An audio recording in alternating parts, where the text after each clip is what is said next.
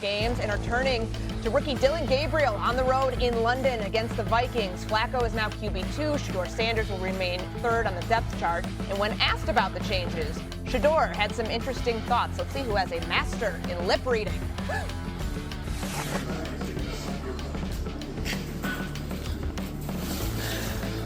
Vocally, anything to say? I guess what more? What do you think you have to show to the coaches just to have that belief in you that you can be ready?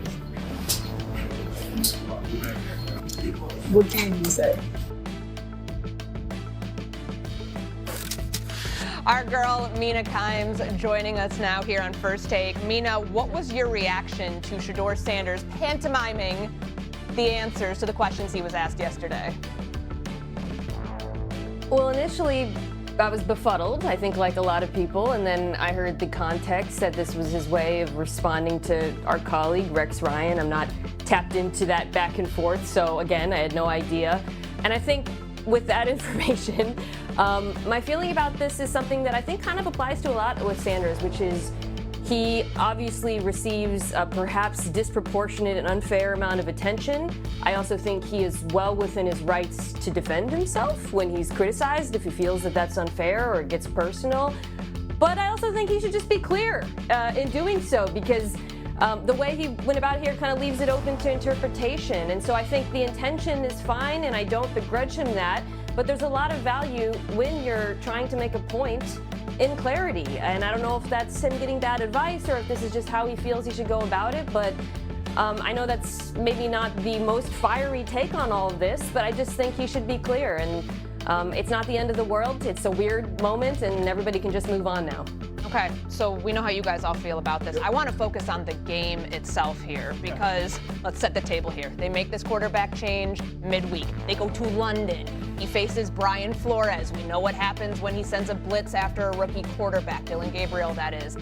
How long should this leash be, given those circumstances, Dan, for Dillon Gabriel to remain the starter? The only thing that matters the rest of this season for the Browns is, did they find a Derek Carr, a Dak Prescott, a Russell Wilson, Andy Dalton? Did they find a starting caliber quarterback in that obviously second, third, fourth plus round? And because of those 2 first-round picks, yes, they got to win games, all that, yes.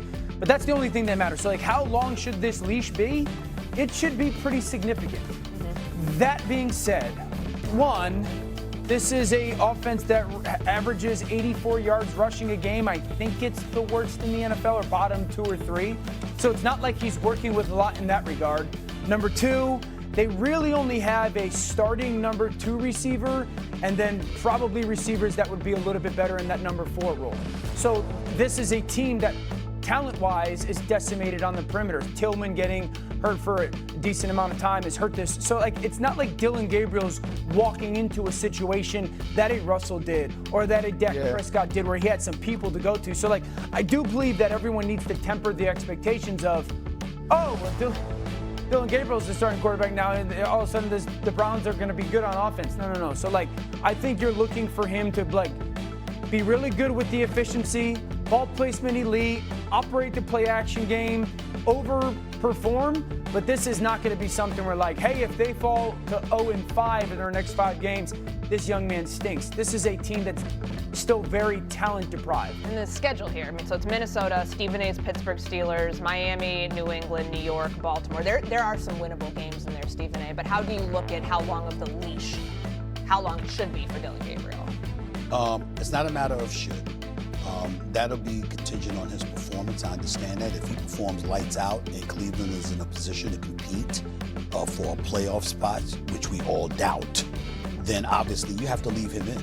He's trying to win football games. But if the season is a wash and it's clear, let's say by week 12, week 13, that you are not going to be in a position to compete for a playoff spot, then you're going to have an audience out there clamoring to see Shedeur Sanders. You're going to have an audience out there. Now, why does that matter? We say it's about winning football games, and it's absolutely true. That's first, that's paramount. After that, let's not ignore the significance of PR. let's not ignore the significance of business. He might be a QB3. He's the most popular QB3 in the National Football League. Okay, he's more popular than Dylan Gabriel or Joe Flacco when it comes to jersey sales and things of that nature. You have an audience in Cleveland who is clamoring to see him now. What are they going to be thinking about when week 12, week 13 arrives and it's clear that Cleveland ain't in the playoff picture? They're going to say, show us what that man has. Give him an opportunity to shine, because your game is paramount, but also the personality that comes with it matters, particularly for an NFL franchise that has made some highly questionable decisions along the way and hasn't given their fan base much to cheer about in recent memory. You paid Deshaun Watson $230 million guaranteed. This was before Lamar Jackson, Josh Allen, Kyler Murray, Jalen Hurts, and others got their deals. You made that commitment and there was expectations, and immediately they plummeted. You had a guy in Myles Garrett that is an all-world, the best defensive player on the planet. This brother's a monster. He asked to be traded before you turned around and gave him about $40 million a year. So he was talking about, what did he say at the time? I just want to compete for a championship. I want to be in a position where we're relevant, that we got a chance, okay? And we saw it during the preseason. Who was he standing next to on the sidelines? Who was he joking with? It was Shedeur Sanders. You understand what I'm saying? And who was he encouraging along the way? Especially when he had that bad outing. It was Myles Garrett encouraging Shedeur Sanders, because he's paying attention, because he's like, this brother has potential. People see stuff like that and say, okay, show us. Yeah. And Shedeur certainly has made it clear he's ready to show you. So it's a matter of what the organization is going to do. You can't ignore that. And you brought up something, like at some point, no matter if the record's, if it's a lost season, which we already think it's on the track to being, people are going to want to see what Shedeur Sanders is. For a coaching staff, for a front office that very much feels like they're on the hot seat right now. Not the front office.